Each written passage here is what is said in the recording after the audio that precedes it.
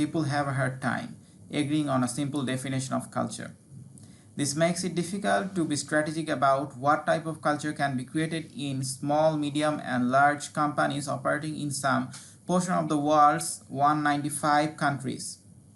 Because culture as a system of values and norms resides in multiple countries.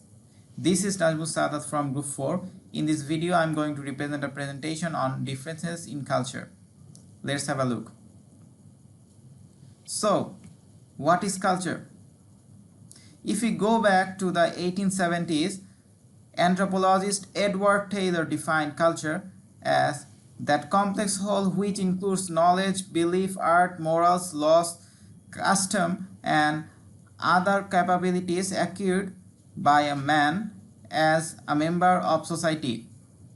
We can view culture as a system of values and norms that are shared among a group of people and that, when taken together, constitute a design for living. Now we'll talk about values and norms. Values are ideas about what a group believes to be good, right, and desirable. Put differently, values are shared assumptions about how things ought to be. Norms are the social rules and guidelines that prescribe appropriate behavior in particular situation. And here are the determinants of culture. The first is the social structure, education, language, political philosophy, economic philosophy, and religion. Here is the social structure and mobility. A society's social structure refers to the basic social organization.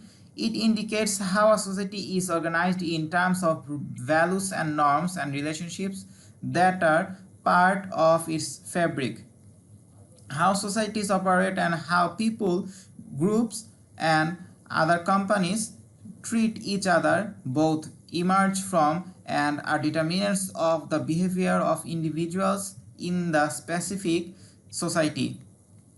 Two dimensions are particularly important when explaining differences across the social structures. The first is the degree to which the basic unit of society organizations is the individual as opposed to the group or even company for which a person works. In general, Western societies tend to emphasize the importance of individual, whereas groups tend to figure how much large in many non-Western societies. The second dimension is the degree to which a society is stratified into classes or castes. And the social mobility. The term social mobility refers to the extent to which individuals can move out to the strata into which they are born. Social mobility varies significantly from society to society. Social stratification.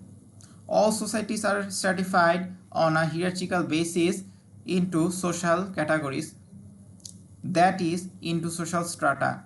These strata are typically defined on the basis of socio-economic characteristics such as family, backgrounds, occupation, and income. Individuals are born into a particular stratum. Overall, society stratification is based on four basic principles.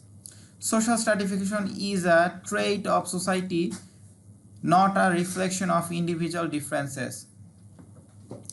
Social stratification carries over a generation to the next generation. Social stratification is generally universal but variable. The social stratification involves not just inequality but also beliefs. Significance. From a business perspective, the stratification of a society is significant if it affects the operations of companies. In American society, the high degree of social mobility and the extreme emphasis on individualism limit the impact of class, background, or business operations. The same is true in Japan, where the most of the population perceives itself to be middle class.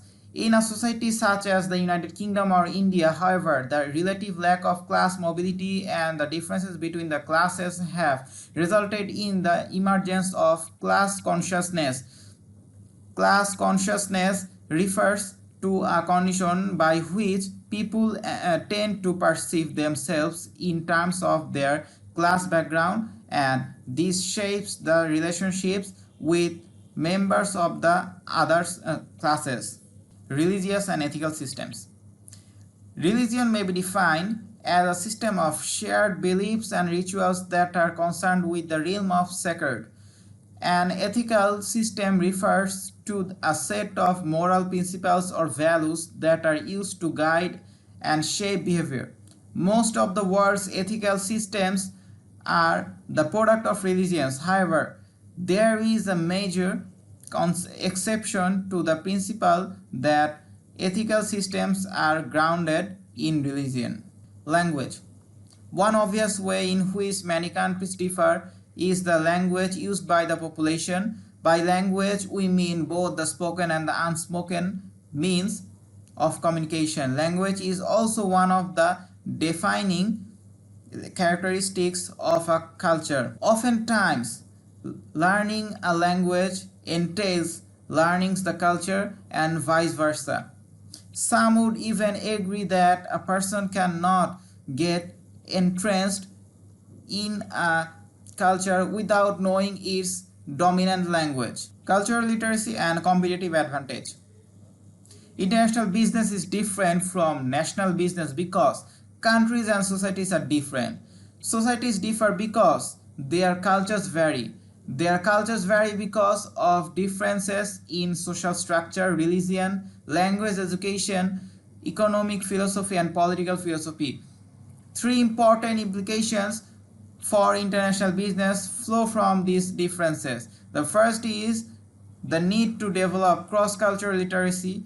There is a need not only to appreciate that cultural differences exist, but also to appreciate what such differences mean for international business. The second implication centers on a connection between the culture and national competitive advantage.